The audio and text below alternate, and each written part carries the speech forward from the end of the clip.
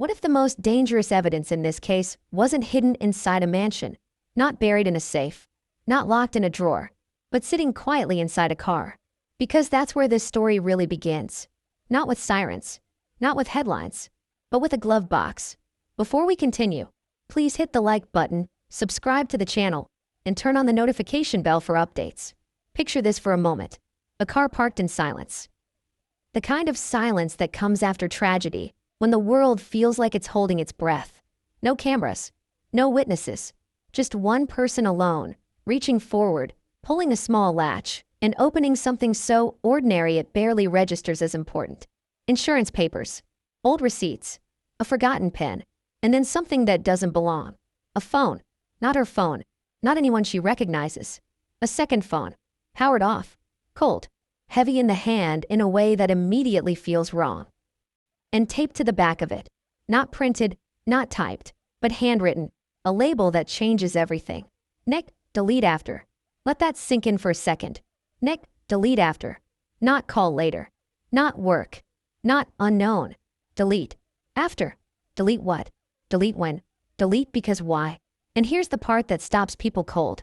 When that phone was finally turned on, the missed calls weren't old. They weren't random. They weren't harmless. They aligned with the exact night 2 people were killed. That's the moment this stopped being a family tragedy. That's the moment fear entered the room. And that's when security was called. Now pause right here and ask yourself something honestly.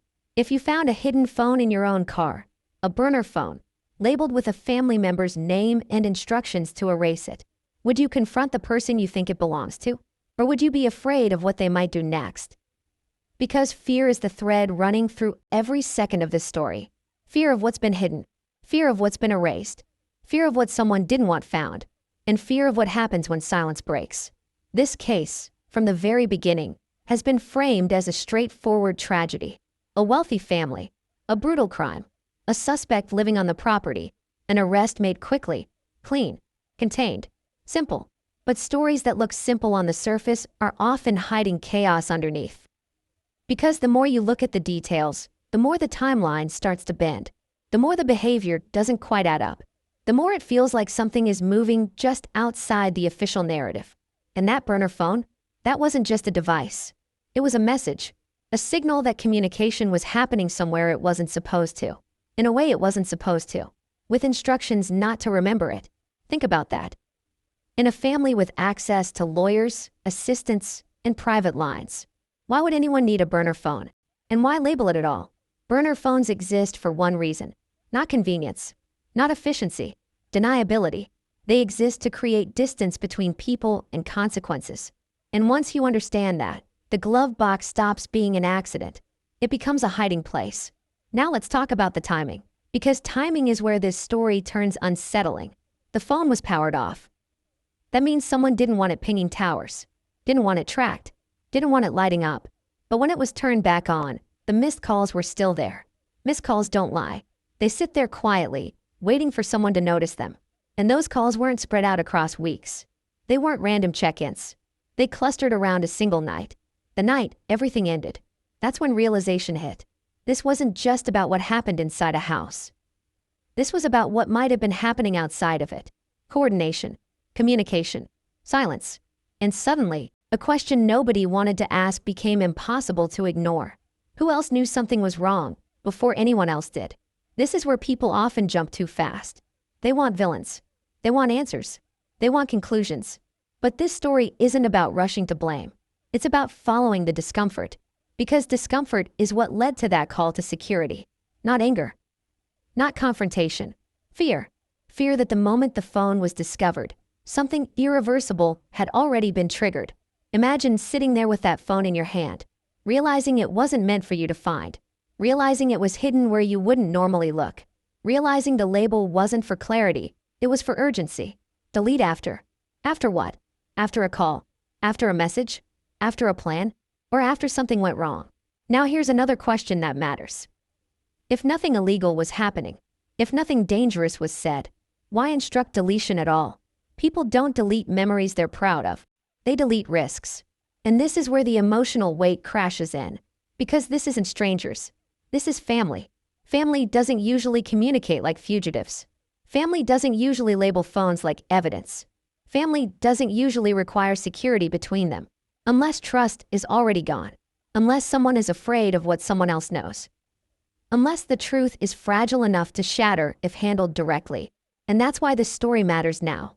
Not because of headlines, not because of speculation, but because it exposes something deeper and more uncomfortable. How quickly family becomes strategy, how easily silence becomes protection, and how dangerous it is when secrets outlive their usefulness. From the outside, everything looked controlled. Statements were careful, timelines were precise, details were limited. But this phone didn't follow the script. It didn't ask permission to exist. It didn't disappear when it was supposed to. And once it was found, it created a new reality. One where questions multiplied instead of faded. One where the past refused to stay buried. And one where a single object forced a choice. Confront or protect yourself. That choice, the decision to call security, tells us more than any statement ever could. Because people only draw lines when they believe crossing them would be dangerous. So ask yourself this: what did she think would happen next? And more importantly, what did someone else think had already happened? Because as we're about to see, this wasn't the only moment where behavior shifted. It wasn't the first silence. And it definitely wasn't the last. The glove box was just the beginning. Because once that phone came out, everything else started to unravel. And the next thing uncovered would raise an even darker question. What if the burner phone wasn't the secret, but proof that the real secret had already been erased? What if the most important piece of evidence in this entire case wasn't planted, wasn't staged, wasn't even meant to survive? What if it was simply forgotten? Because that's the uncomfortable possibility sitting at the center of this chapter. The burner phone didn't announce itself. It didn't ring. It didn't vibrate. It didn't light up. It waited. And the reason that matters is simple. Things that wait are usually things someone believed were safe. Let's go back to that moment. Not the headlines. Not the speculation. The exact second the glove box opened. This wasn't a dramatic search. No frantic ripping through compartments. No suspicion guiding the hand. This was muscle memory. A routine motion. Open the glove box. Check something ordinary. Close it again. Except it didn't close. Because sitting there, slightly angled, not tucked into any sleeve or pouch, was an object that immediately fell out of place. A phone. Not a modern flagship device. Not a recognizable personal phone. No case with personality. No cracks that told a story. Just a plain, utilitarian handset. The kind you buy with cash. The kind that doesn't ask questions. The kind that doesn't want to be remembered. And the first reaction wasn't fear. It was confusion. Why is this here? That's always the first reaction when something doesn't belong. Your brain tries to rationalize before it panics. Maybe it's old. Maybe it belongs to a mechanic. Maybe someone borrowed the car. But then the phone is picked up, turned over. And that's when the rational explanations collapse. Because taped to the back, not slipped inside, not written in a notes app, is a physical label. Handwritten. Black ink. Uneven pressure. The kind of writing you do quickly, but deliberately. Nick, delete after. Not a suggestion. An instruction. And here's something most people don't think about in moments like this. Handwriting changes under stress. The pressure. The slant. The spacing. People write differently when they're calm than when they're trying not to be seen. And this label wasn't decorative. It wasn't neat. It was functional. Made to be read by exactly one person. So let me ask you something. If you were labeling a phone for yourself, would you need to explain what to do with it? Delete after. Delete after what? After the call? After the message? After the meeting? Or after the consequences? Because instructions only exist when there's risk. And that's the moment when confusion tipped into dread.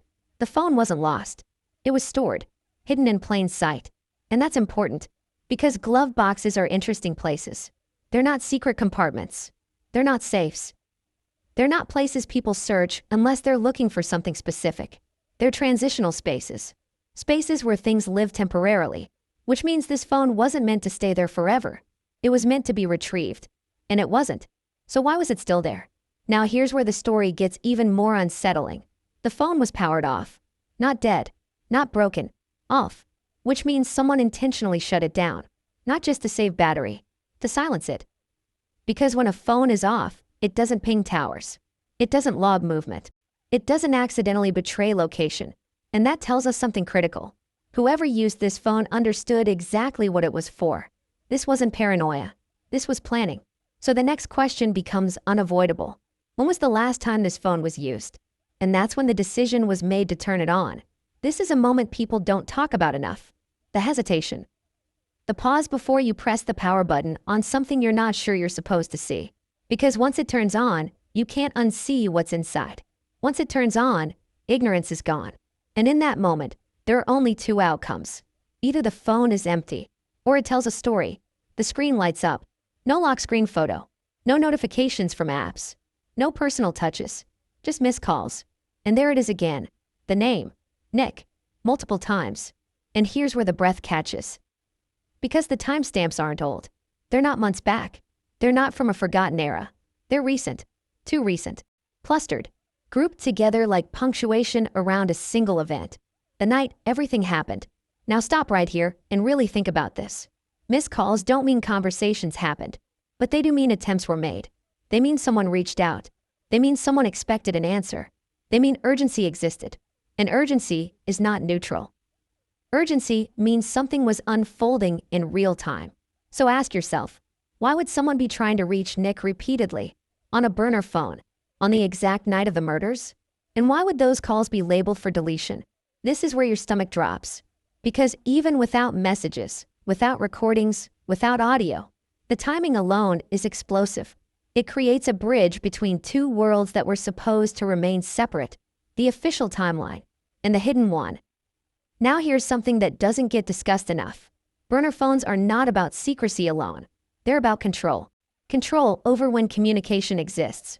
Control over when it disappears. Control over what can be proven. Which means whoever used this phone believed deletion was as important as connection. And that's where the emotional shift happens.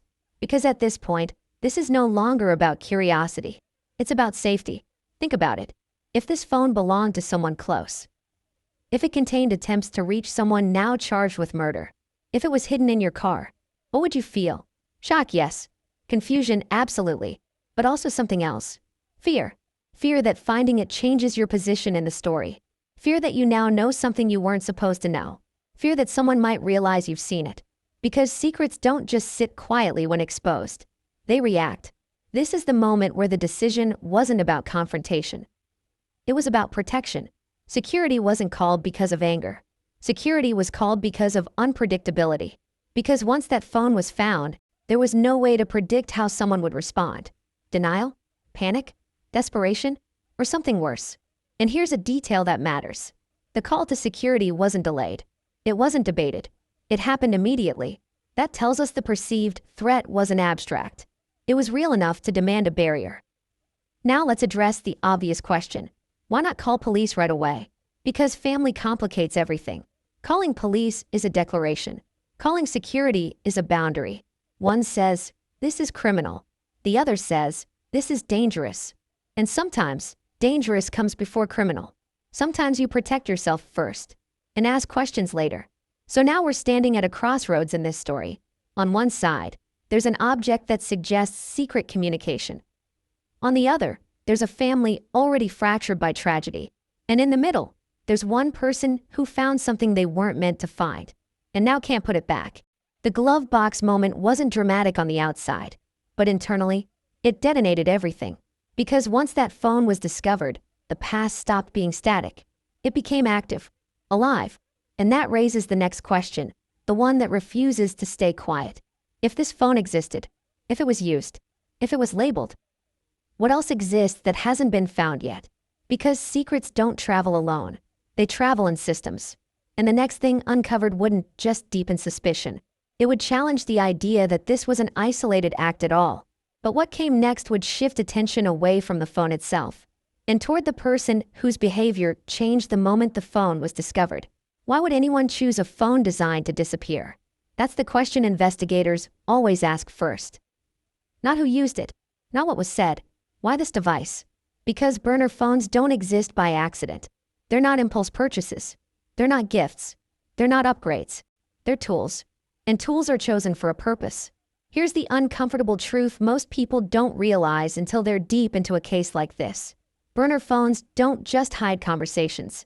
They hide intent. intent to communicate without consequence, intent to separate actions from identity, intent to make sure that when the questions come, there's nothing solid to point at. And that's why investigators hate them, not because they're mysterious, but because they're deliberate. Let's slow this down for a moment. Think about your own phone. It's an extension of you. Your contacts, your photos, your habits, your location history, your patterns. Your phone tells a story even when you don't say a word. A burner phone exists to tell no story at all. No cloud backup, no long-term memory, no emotional residue. It's communication stripped of identity. And that's what makes the glove box discovery so disturbing. Because someone didn't just communicate. They planned to forget that they did. Now here's where things get even darker. Most burner phones aren't meant to last. They're temporary by design. Used for a window, a phase, a situation, then discarded, thrown away, destroyed, left behind somewhere that won't be traced. So ask yourself this. If this phone was still intact, still labeled, still hidden, why wasn't it disposed of? That's the first contradiction investigators notice. People who understand burner phones understand cleanup. They don't label them. They don't store them. They don't leave them behind. Unless something disrupted the plan. Unless time ran out. Unless someone panicked. Unless the situation escalated faster than expected. Because burner phones are often used when someone believes they have control. Control over timing. Control over narrative. Control over outcome. And control is fragile. It only takes one unexpected event to shatter it. Now let's talk about that label again. Nick, delete after. Investigators fixate on labels like that because they're human. Technology is cold. Handwriting is emotional. Handwriting implies urgency. It implies memory. It implies a reminder not to forget something important. And reminders are only necessary when stakes are high. So what stakes existed here? The obvious assumption is secrecy. But secrecy alone doesn't explain deletion. People hide conversations all the time without erasing them. Deletion suggests fear of discovery, fear that the content, or even the fact of communication, could be damaging. Now here's a detail that makes investigators uneasy. The phone was powered off. That means it wasn't simply idle. It was intentionally silenced. When phones are powered off, they don't just stop ringing. They stop recording time, location, and movement. They go dark. And darkness is not accidental. So the question becomes, when was it turned off? Before the night in question? During? After? Because that answer changes everything. If it was turned off before, it suggests preparation. If during, it suggests panic. If after, it suggests realization. And here's where investigators lean forward. Because the missed calls still existed. Which means the phone was on at some point during that critical window. Calls came in. Calls went unanswered. And then the device was shut down. That sequence matters. It suggests someone was reachable until they weren't. And that creates a narrative no one wants to acknowledge. A moment where communication was attempted and then stopped. Why stop? Because something changed. Now let's address another uncomfortable reality. Burner phones are rarely used by just one person. They're used to create parallel channels. Official life on one phone, unofficial life on another. And when investigators see that pattern, they don't ask, what was said? They ask, why couldn't it be said normally? That's where motive hides. Because normal communication leaves trails. Texts, call logs, metadata. Burner communication leaves absence. And absence is harder to explain than evidence. This is why investigators describe burner phones as negative space. They don't show what happened. They show what someone didn't want shown. Now think about the placement again. A glove box, not a pocket, not a bag, not a drawer at home. A car. Cars move. Cars cross boundaries. Cars don't belong to one room or one moment. Which means the phone traveled. It was brought somewhere, left somewhere, forgotten somewhere. And forgetting is not a minor detail. Because in high-stakes situations, people don't forget easily. They miscalculate. They underestimate. They assume. And assumptions are where investigators find cracks. So here's another question that won't go away. If this phone was meant to be deleted,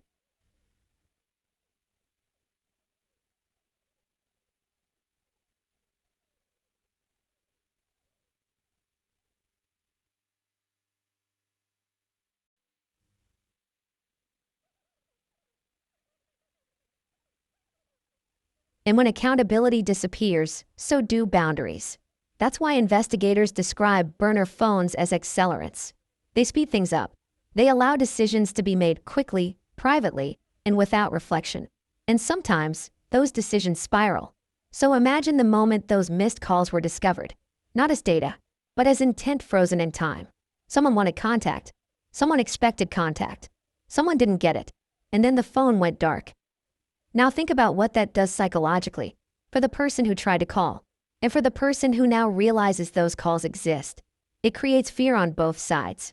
Fear of exposure, fear of implication, fear of being pulled into something you didn't anticipate. And that fear is contagious.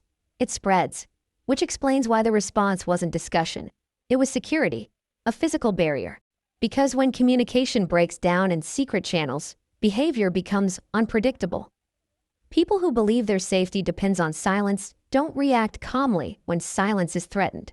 They react defensively, sometimes aggressively. And that's why investigators pay close attention to the moment secrets are discovered. Because discovery often triggers the most revealing behavior. Not the crime itself, but the response to being found out. So now we're left with a disturbing realization. This phone wasn't just a mistake. It was a risk. A risk someone took because they believed circumstances were under control. And control, once lost, changes everything. Which brings us to the next shift in this story. Because the moment this phone was found, something else happened almost immediately. Not publicly, not officially, but behavior changed. Tone changed. Silence deepened. And attention turned toward the one thing people do when they realize the ground beneath them isn't stable anymore. They protect themselves. And the person whose behavior changed first wasn't the one holding the phone. What hits harder, the existence of the phone, or the name staring back at you when you turn it on? Because there's a difference. A burner phone suggests secrecy, but a name turns secrecy into connection. And once that connection appears, everything changes. The screen lights up. No wallpaper. No notifications cluttering the display. No apps demanding attention. Just a simple call log. And there it is. Nick. Not a number. Not unknown. Not initials. A name. Clear enough that there's no confusion about who it refers to. And that's the moment the situation stops being abstract. Because burner phones are easy to dismiss when they're faceless. But once a name appears, denial becomes much harder. Now pause here. Really pause. Imagine finding a hidden phone, already unsettling, and then seeing a name you recognize instantly. A name tied directly to the most traumatic event your family has ever experienced. What would your first thought be? Shock? Disbelief? Or something colder? Because here's the thing about names. Names carry weight. They carry history. They carry assumptions. They carry emotional baggage that numbers don't. Seeing that name forces your brain to jump ahead before you're ready. Why is this person being contacted here? Why not on a normal phone? Why repeatedly? And why on that night? This is where people misunderstand the power of call logs. They assume texts are more important. They're wrong. Calls imply urgency. Calls mean someone needed to hear a voice. Needed confirmation. Needed reassurance. Calls are harder to misinterpret. And missed calls suggest pressure. So let's talk about the pattern. This wasn't one call. It wasn't accidental. It wasn't a pocket dial. The calls were clustered, grouped close together. That's not casual behavior. That's escalation. Someone called. No answer. Called again. Still nothing. Called again. And each unanswered call makes the next one more desperate. Now ask yourself something uncomfortable. If the calls were harmless, why not leave a voicemail? Why not send a text? Why rely on a burner phone that could be erased at any moment? Unless the content of the call itself was the risk. Because voice leaves emotion, tone, stress, urgency, and tone is harder to explain away than text. This is where the story deepens. Because the name wasn't just saved. It was labeled. Nick, delete after. That's not how people save contacts they want to remember. That's how people save contacts they want gone. And here's where psychology comes into play. People don't usually instruct themselves unless they fear forgetting. Which means whoever labeled this phone didn't want to keep it. They wanted to survive it. Now let's talk about something that doesn't get enough attention. Why label the contact at all? Burner phones don't need labels. You can remember one number. You can recognize a voice. You can keep it anonymous. Labels exist to prevent mistakes, which suggests more than one call channel existed. More than one number. More than one contact. This phone wasn't the only one in play. And that's where investigators start leaning in. Because multiple channels suggest planning, not improvisation. This wasn't someone reacting randomly. This was someone managing communication. And that raises a dangerous question. If there were multiple channels, who was managing them? Now here's the emotional pivot. Seeing that name forces a choice. Do you assume innocence and look away? Or do you accept that this changes the story? Because once a name appears, you're no longer dealing with objects. You're dealing with people. And people complicate everything. Family loyalty, guilt, fear. The instinct to protect clashes with the instinct to survive. And that collision is where mistakes happen. Now think about the timing again. Those calls didn't come days later. They didn't come after the fact. They came during the night, during the window when everything was unraveling. That's not coincidence. And coincidence is the first thing investigators eliminate. Because coincidence doesn't repeat. Patterns do. So here's a question that keeps resurfacing. Why was someone trying so hard to reach Nick at that exact moment? To warn him? To coordinate? To ask a question? Or to confirm something had happened? Each possibility carries its own implications. And none of them are comfortable. This is the moment when fear becomes specific. Before, fear was abstract. Now it has a shape, a name, a time, a connection. And with that specificity comes a new realization. Finding the phone wasn't the dangerous part. Understanding what it implied was. Because implications spread outward. They touch other conversations, other silences, other moments that suddenly look different in hindsight. Think about it. Once you know this phone exists, you start replaying everything. Who avoided eye contact?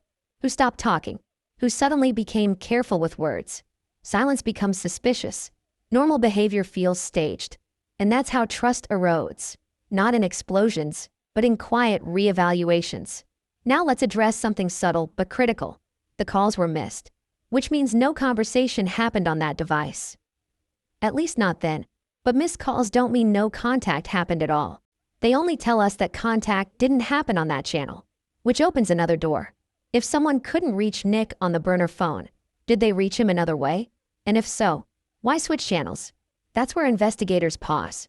Because channel switching suggests awareness. Awareness that one method wasn't safe anymore. And safety is always relative. Safe from whom? Law enforcement? Family? Exposure? This is where the audience needs to slow down. Because it's tempting to jump to conclusions. But the real power of this moment isn't accusation. It's implication. It forces us to reconsider everything we thought we knew about communication that night. Official narratives focus on locations and times. But communication is the invisible layer underneath. The thing that connects actions across distance. And that invisible layer just became visible. Now let's talk about the emotional toll of that realization. Imagine holding that phone, knowing that simply by finding it, you've stepped into something larger than yourself. Something with consequences you can't predict. Do you tell someone? Who? Do you keep it quiet? For how long? And what happens if the person connected to that name realizes the phone is missing? Because here's the part that keeps people up at night. Burner phones don't just disappear. Someone always notices. Someone always wonders. And once that happens, the question isn't if something will change. It's when. Which explains why the response wasn't conversation. It was protection. Because once that name appeared, the risk wasn't theoretical anymore. It was personal. This is also where the story fractures. Because from this moment on, there are two realities. The public one and the private one. The public one says the case is contained. The private one knows there's more beneath the surface. And private knowledge is heavy. It isolates you. It makes you cautious. It makes every interaction feel loaded. And that's why the next shift matters so much. Because shortly after this discovery, behavior changed. Not dramatically, not loudly, but noticeably. Tone shifted. Distance appeared. And the person whose behavior changed the most wasn't the one whose name was on the screen. It was the person who might have known that name would appear there. And what happened next would push this story beyond suspicion, into something far more unsettling. What if the timeline everyone accepted was only the visible one? Because that's the uncomfortable question this chapter forces into the open.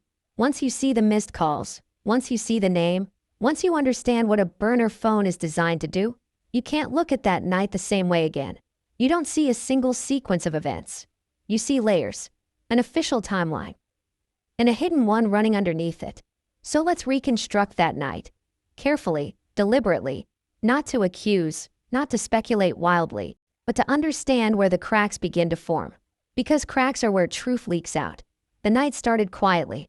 Too quietly, according to some accounts. No reports of disturbance early on. No frantic calls to neighbors. No alarms. Just an ordinary evening settling into night at a large estate where privacy is assumed, not questioned. Inside the main house, life appeared normal on the surface. Lights on, routine movements. Nothing that screamed impending disaster. Meanwhile, nearby but separate, the guest house remained occupied. Close enough to hear what mattered. Far enough to feel isolated. And that distinction matters more than people realize. Because physical separation creates psychological distance. It allows things to happen without immediate confrontation. It creates the illusion of independence. But it also creates blind spots. Now, according to the official narrative, the crime occurred within a specific window. A tight window, late enough that most people were asleep, early enough that no one was watching closely. And that's where the timeline usually stops. But that's not where communication stops. Because while physical movement may have been limited, attempts to connect were happening. Calls were being placed, repeatedly, on a device that wasn't supposed to exist. Now imagine that night again, but this time with the burner phone in play. Somewhere, someone reaches for it. Not casually, not out of boredom, but with intent. They dial. No answer. They wait. Dial again. Still nothing. And here's where tension starts to build. Because unanswered calls create anxiety. They raise questions. Is the phone off? Is the person busy? Is something wrong? And anxiety escalates quickly when stakes are high. Now think about this. If everything was fine, if nothing dangerous was unfolding, why not wait until morning? Why keep calling? Why risk creating a visible pattern?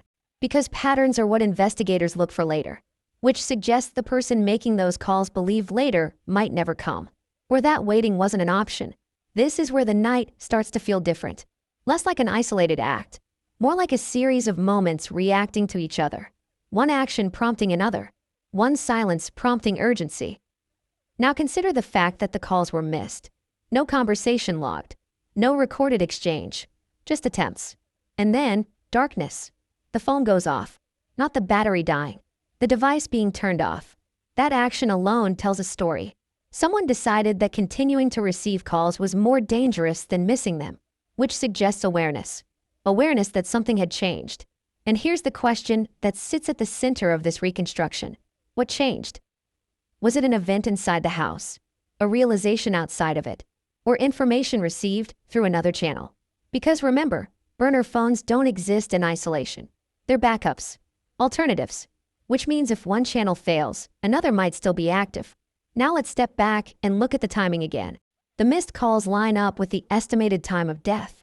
Not hours before, not long after, during. That alignment is what makes investigators uneasy. Because alignment suggests interaction with unfolding events, not reaction after the fact. And this is where the emotional weight increases. Because if someone was trying to reach Nick during that window, it implies they believe he was involved in something active, something ongoing, something requiring immediate contact. Now let's address the other side of that equation. Why no answer? There are several possibilities. The phone was unreachable. The person didn't hear it. The person chose not to answer. Each possibility carries a different implication. If the phone was unreachable, it suggests technical limitation. If unheard, it suggests distraction. If ignored, it suggests intent. And intent is where investigations get serious. Now imagine being the person making those calls. You call once. No answer. You tell yourself it's fine. You call again. Still nothing. At that point, doubt creeps in.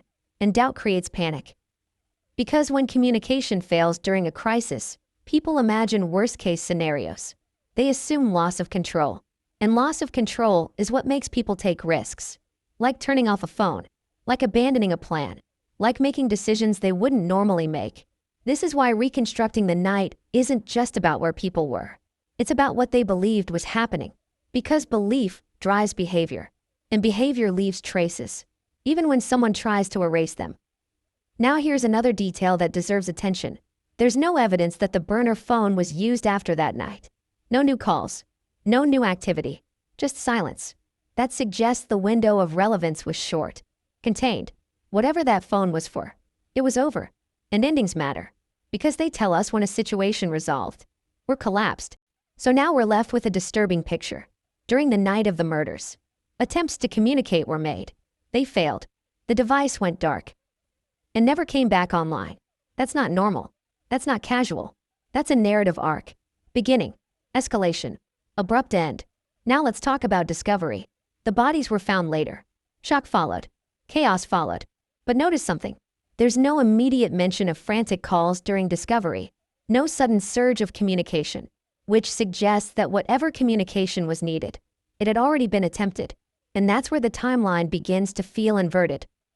Usually, communication explodes after a tragedy. Here, it appears before, which raises a chilling question. Was someone trying to intervene, or trying to manage the aftermath before it happened? Now consider this. If someone believed a situation was spiraling out of control, if they believed violence was imminent, would they call authorities? Or would they try to handle it privately first? That question sits uncomfortably at the heart of this case. Because private handling requires private channels. And private channels are exactly what burner phones provide. Now let's address something else that doesn't fit neatly. The guest house. Closed but separate. Accessible but isolated. If communication was happening between the main house and the guest house, a burner phone would make sense. No shared Wi-Fi logs. No family phone records. No accidental witnesses. Just clean separation. And that possibility reframes the entire night. Not as a single location event, but as a distributed one. Multiple points. Multiple perspectives. Multiple decisions happening simultaneously.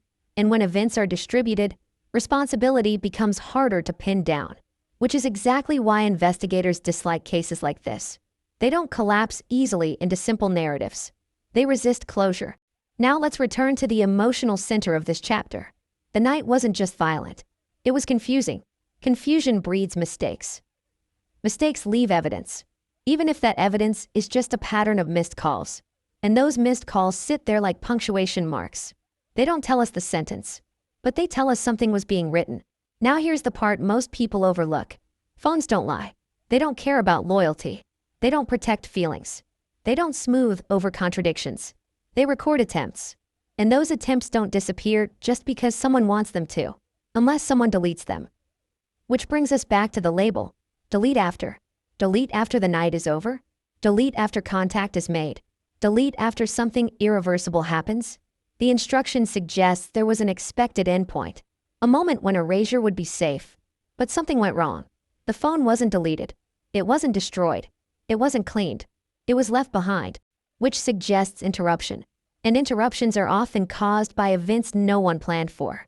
Events like discovery. Events like panic. Events like violence. So as we reconstruct this night, we're forced to confront an unsettling possibility. The burner phone wasn't peripheral. It was central, not to what happened physically, but to how people tried to manage it emotionally. And emotionally charged decisions are rarely clean. They leave residue. They leave gaps. They leave questions. And one of those questions is about to become impossible to ignore. Because shortly after this night, after the shock, after the silence, someone's behavior shifted in a way that caught attention. Not in public, not in statements, but in private. And that shift would redirect suspicion away from the device and toward the person who may have known exactly what that night represented. Have you ever noticed how people don't always panic right away? How the real fear sometimes shows up later? That's what makes this chapter so unsettling. Because the shift didn't happen the moment the tragedy became public. It didn't happen when questions were asked. It didn't happen when attention intensified. It happened after the phone was found. And once you see that timing, you can't unsee it.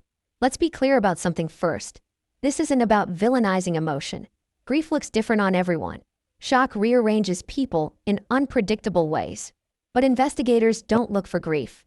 They look for change. Change in routine. Change in tone. Change in proximity. Because behavior doesn't lie nearly as well as words do.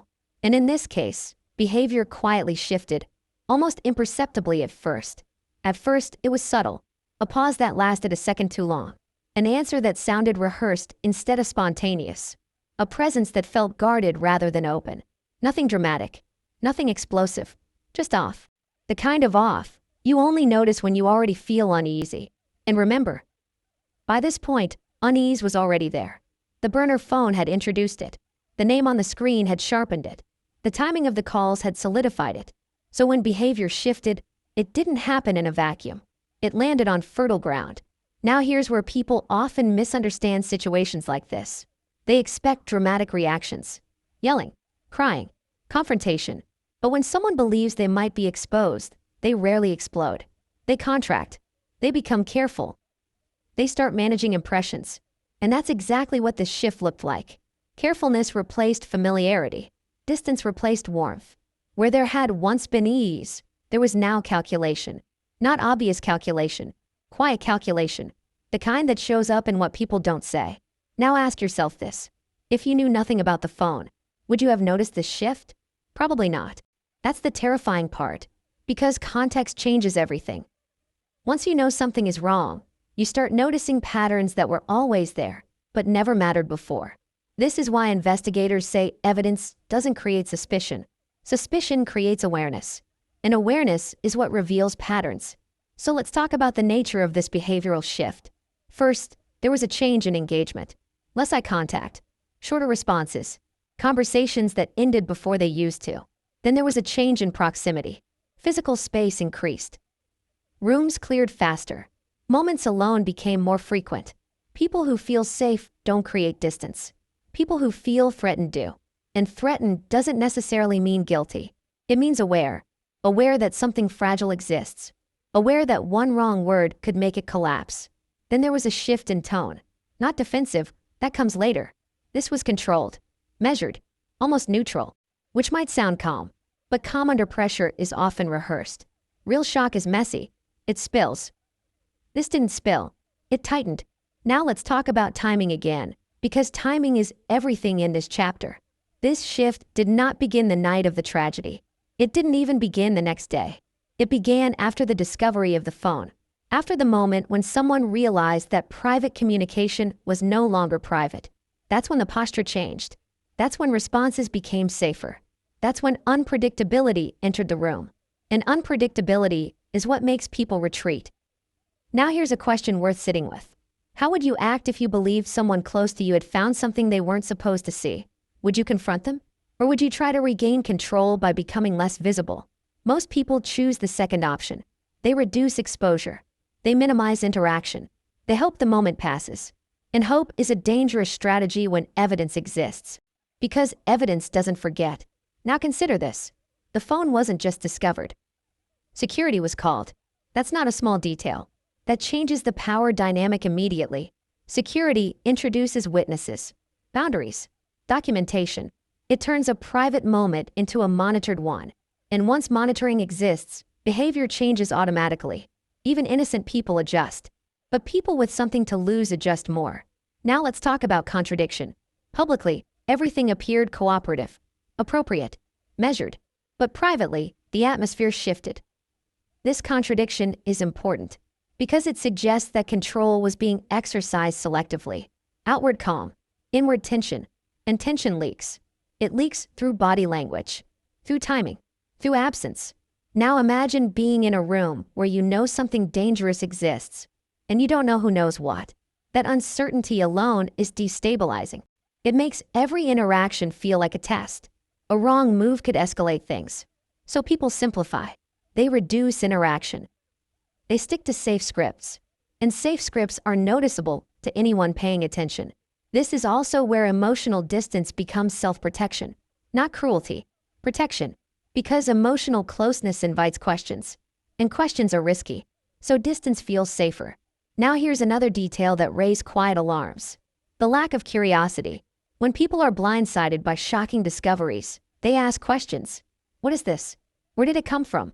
How did it get there? But curiosity was minimal. Deflection replaced inquiry, which suggests prior awareness, or at least prior suspicion. Because you don't investigate things you already fear the answers to. You avoid them. Now let's be clear. Avoidance isn't proof, but it is information. And investigators treat it that way. They note it. They log it. They wait. Because avoidance often collapses under pressure. Now think about the psychology of this moment. The phone exists. The calls exist. The name exists. And now security exists. That's a lot of reality crashing in at once.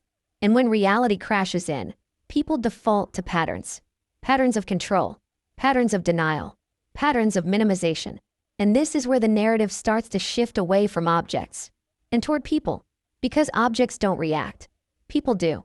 And the reaction here wasn't explosive. It was surgical, precise, almost professional, which makes it more disturbing because it suggests experience. Experience managing crises. Experience managing perception. Now here's something that doesn't get discussed enough. People often believe silence protects them. They believe that if they say less, risk decreases. But silence creates space. And space invites interpretation, which means silence can be louder than explanation. And in this case, silence began to echo. Questions went unanswered. Moments went unaddressed. And the phone, the physical proof of a hidden channel, remained unspoken. Which raises another unsettling question. If the phone truly meant nothing, why not explain it away immediately? Why not offer context? Why not eliminate ambiguity? Because ambiguity benefits one side more than the other. Ambiguity allows multiple interpretations, and multiple interpretations delay conclusions, which buys time. And time is valuable when stakes are high. Now let's talk about fear again, because fear doesn't always look like panic. Sometimes it looks like composure. Composure under threat is often rehearsed. It's maintained, and it cracks only when pressure increases. Which brings us to the next development. Because pressure did increase. Not from the public, not from media, but from inside the family. From unspoken tension. From knowledge that couldn't be erased. From a phone that still existed.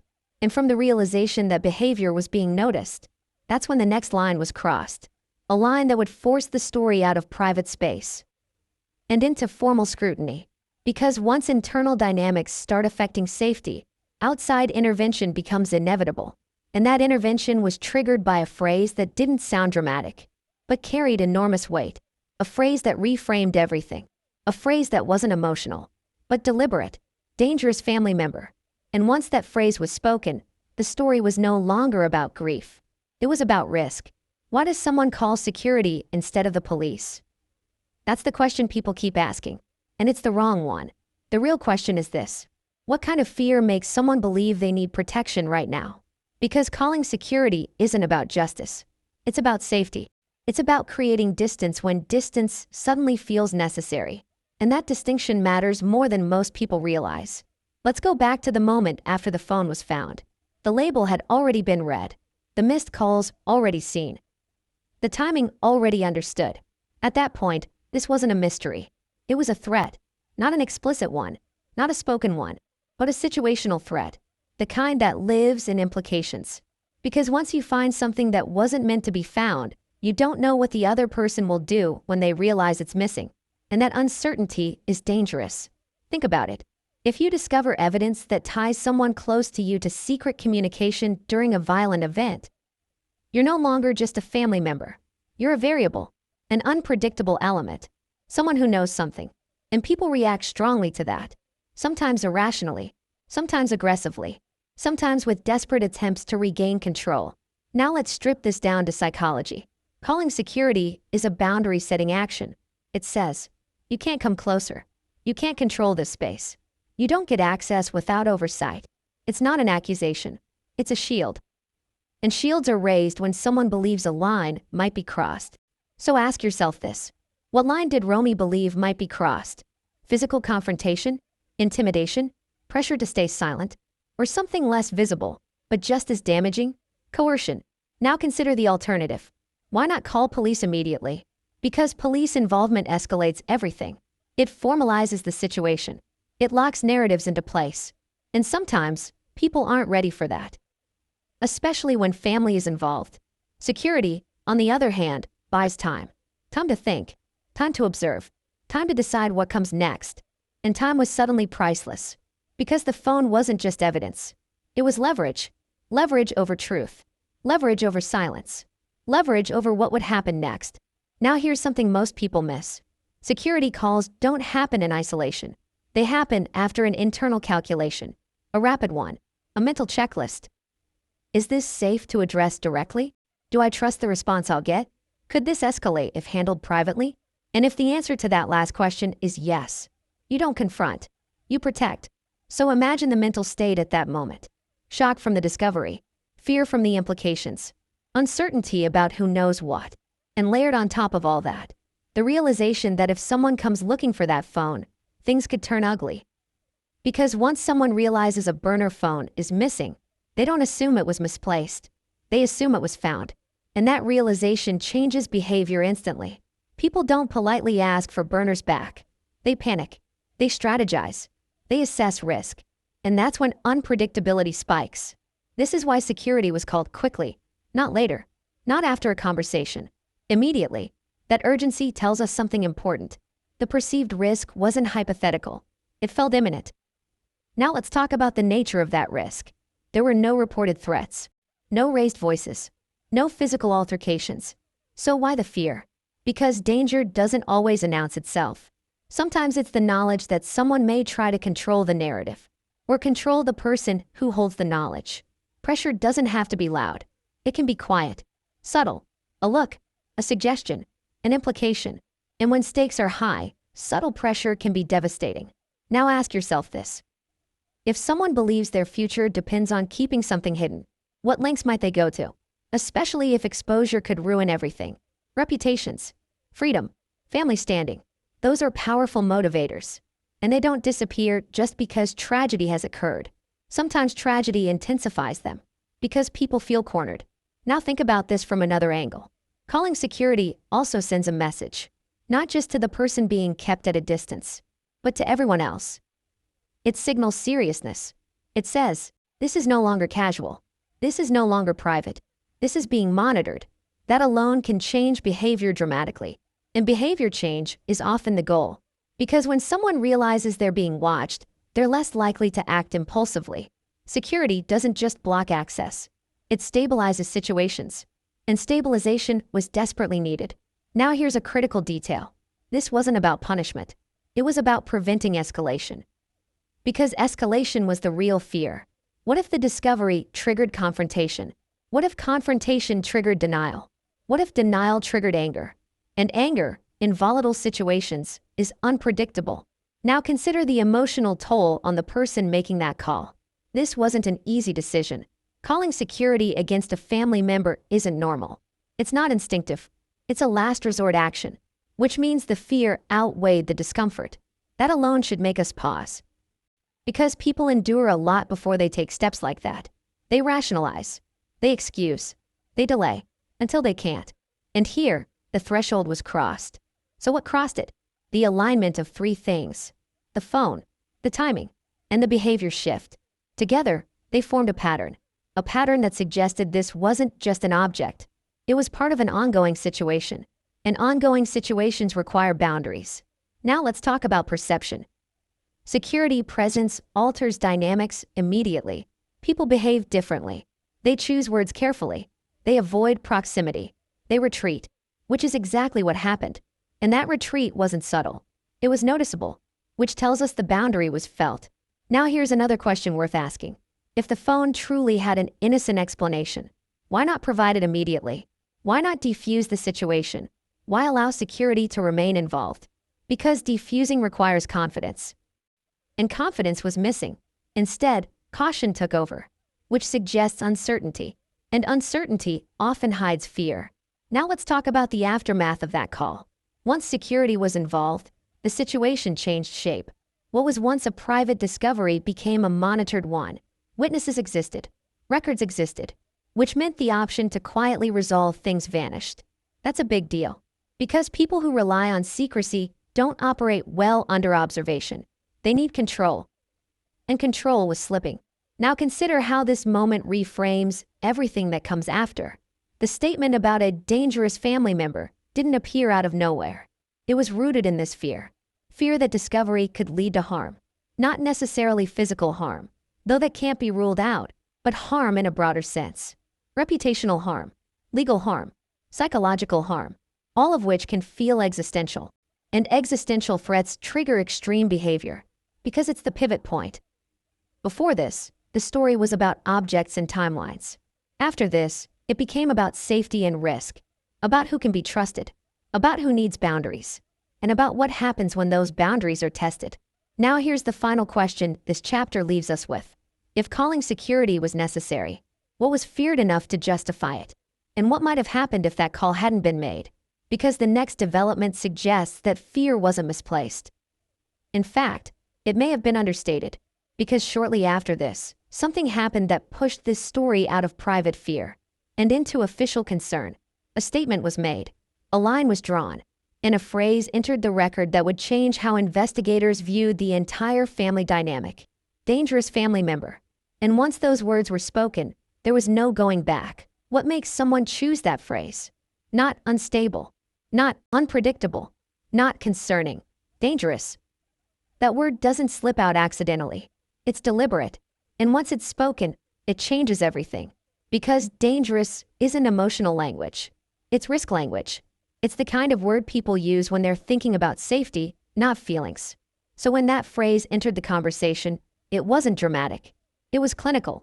And that's exactly why it landed so hard. Let's slow this down, because moments like this are easy to misunderstand. The phrase didn't come during a public statement. It didn't come during a press interaction. It wasn't part of a rehearsed narrative. It surfaced in a context where people are expected to be honest, where exaggeration backfires, where words carry consequences, which means whoever used it believed it accurately described a risk.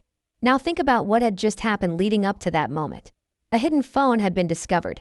Calls tied to a critical night had been revealed.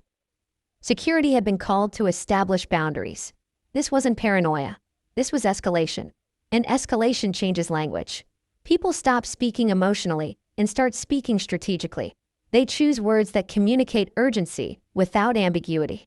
Dangerous does exactly that. It signals to others. Take this seriously. Proceed with caution. This isn't about discomfort, it's about harm. Now ask yourself something. What kind of behavior makes someone feel justified using that word about a family member? Not suspicion alone, not grief, not confusion. Behavior that suggests unpredictability. Behavior that suggests pressure. Behavior that suggests escalation is possible. And here's where this gets unsettling.